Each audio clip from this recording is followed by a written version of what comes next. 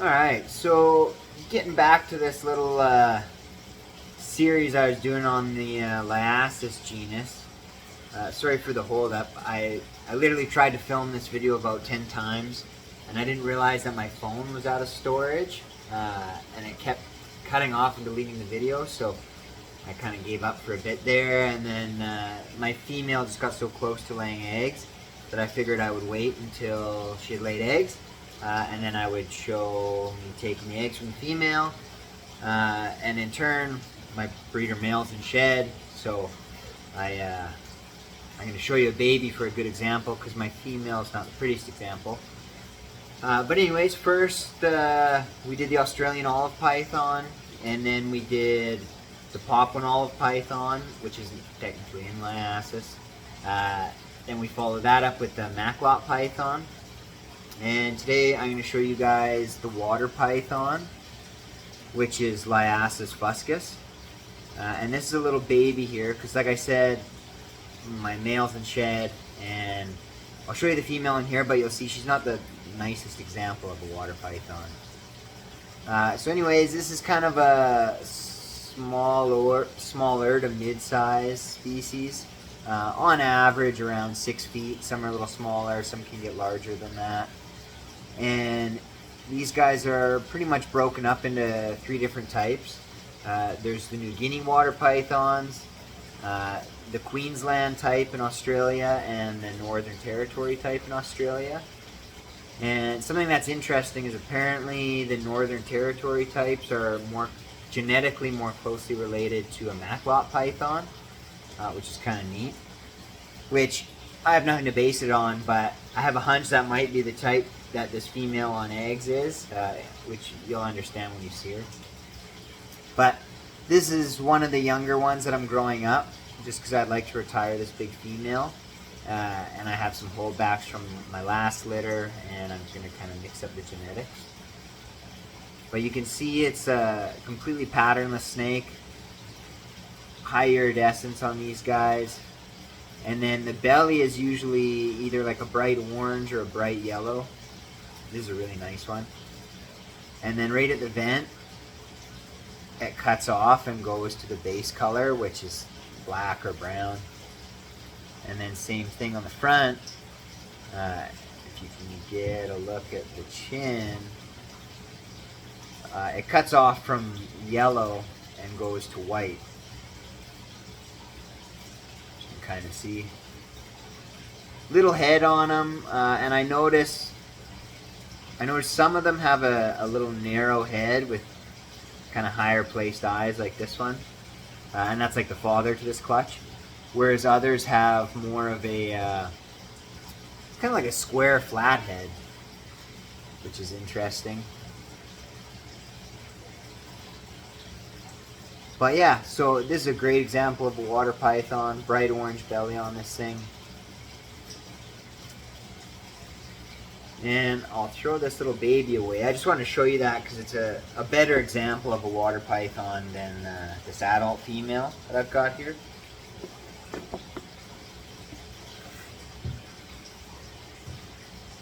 And I keep these guys pretty well the same as all the other liasis.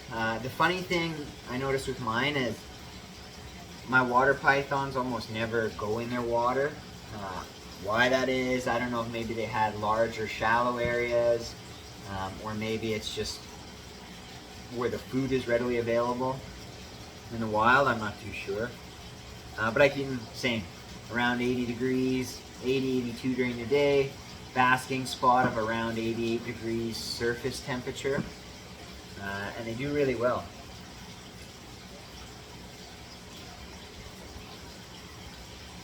So you can see here, this is an adult female on eggs. This is a big, old, scarred up female.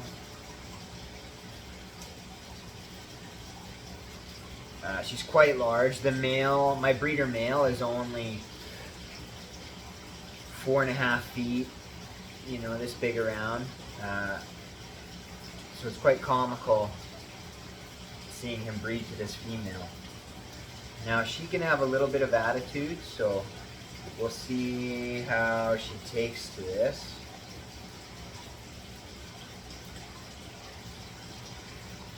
And if you're real gentle with the snake and take your time, they're usually not terrible. I'm gonna try and just slide her out from under the clutch here. You can see, really good size water python, totally patternless, high iridescence. Now this is a real old girl. She's got more of like a creamy yellow belly. It's hard to see. She's got a bit of attitude too, so she. But yeah, it goes from yellow to a white chin, which I'm just gonna get her in some water here.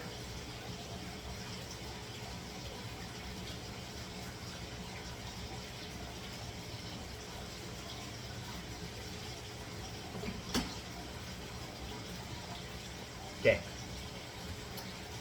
Just like we did with the olive python, I put the female in a tub of water so she can soak and drink, and then I'll kind of scrub the egg smell off of her, and then I'll completely clean the cage, clean the nest box, change all the substrate, and then that basically just will get the female back on food earlier, because like I mentioned in the last video, if you don't get the smell out of there, then the females will just go right back to this spot, coil up, and try and continue to incubate their eggs, even though they're not there anymore. Let's see how many we got here. 1, 2, 3, 4, 5, 6, 7, 8, 9, 10, 11, 12, 13, 14, 15, 16, 17, 18, 19, 20, 21.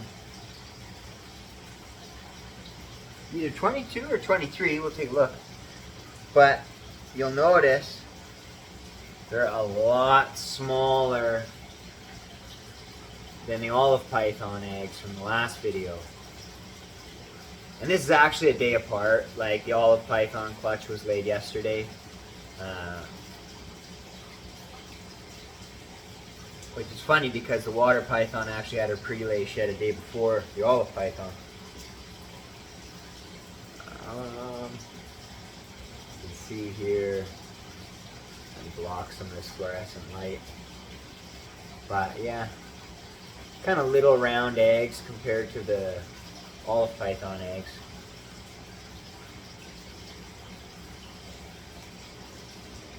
I'll do the same thing here.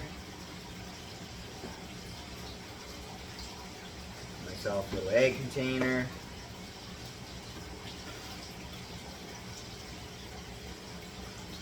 Try and divvy these things up. So we got 2.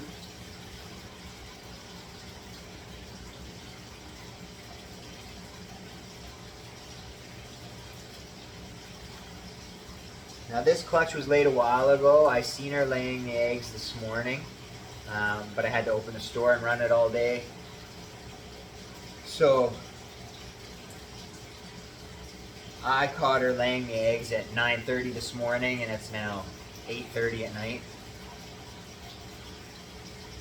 So they're a little bit more fused together. But we'll see. We can't get them apart here. Like I said, you just kind of take your time, work at it from different angles so that you don't tear the shell.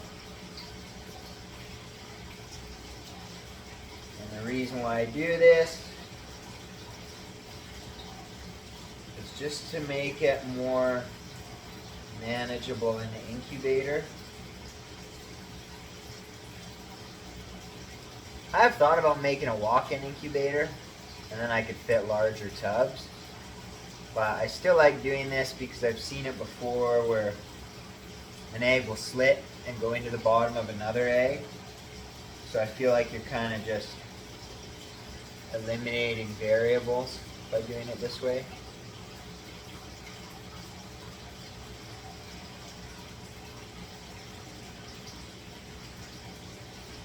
But yeah, you don't see water pythons being produced too often anymore, especially in Canada. I do know of 2 other guys though that have been breeding them over the last couple of years, so that's nice to see. The water pythons are kind of what I would consider to be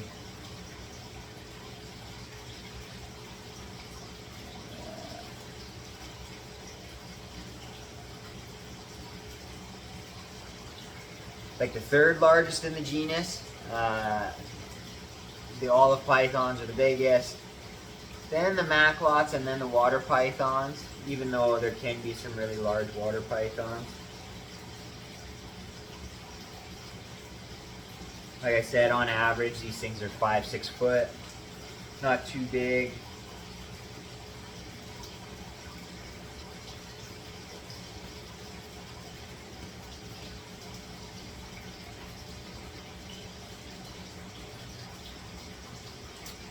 As far as babies are concerned, though, year before last, I produced olives, maclots, sabus, and waters at the same time. And water python babies are demons. They are so mean.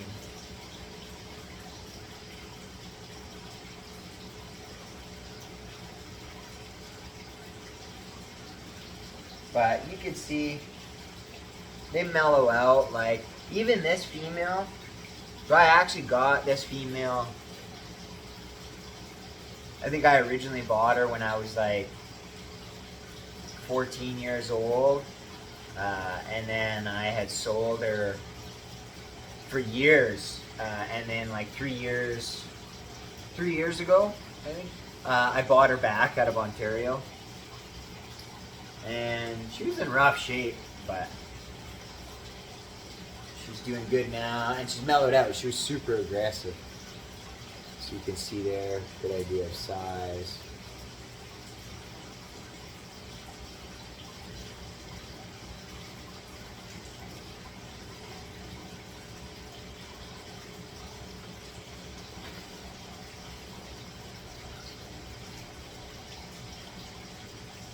Four, 6, 8, 9. 2, 4, 6, 8, 9.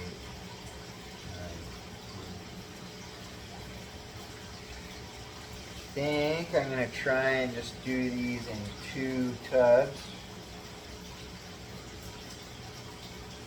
Maybe.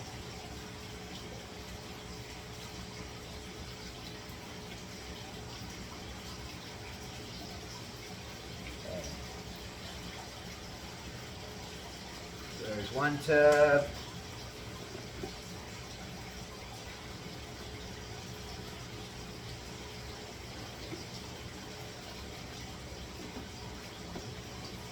Another tub here. You can see these ones are in a pretty tall mass. Like I mentioned in my last video, I kind of want to start using a specific container. It's a little taller than these ones, but otherwise it's the same size. And then that'll just allow for a little bit more oxygen within the container, and then more headroom. So you can see sometimes when you're peeling these things, it'll stretch and tear a little bit, but you kind of just keep an eye, come from different angles. It's almost like trying to peel a sticker off without leaving the residue behind, and then it'll break open and you'll be okay.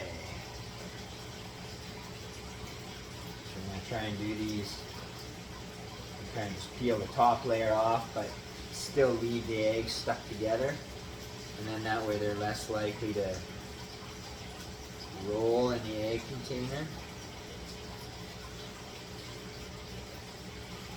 Because as I mentioned previously, it's not ideal to roll reptile eggs.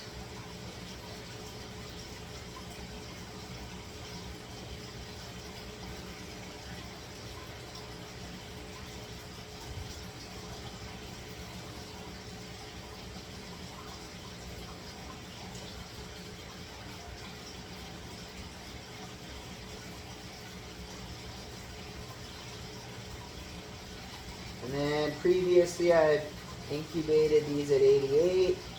This year, like I mentioned, I'm gonna go 87.4. Just because I feel like that's a little more natural anyways. And then I'd like to do the green tree pythons in the same incubator as everything else, and that just seems to be a good middle ground. So quick recount. 3, 6, 9, 11 in this one. And 10 in this one. So 21, which last year was this female's first year of breeding. She laid 21 eggs, 17 of which were good, the rest were slugs. And this year there's 100% fertility, so that's good. And then what I'll do is I'll go through, clean this up, change it out, clean the cage, change the bedding, clean the snake off, and then in roughly 2 months, we should see some baby water pythons, because these guys are on average a month shorter incubation than the olive pythons. So anyway, this is the water python, and we'll see you guys next time for the sapphire pythons.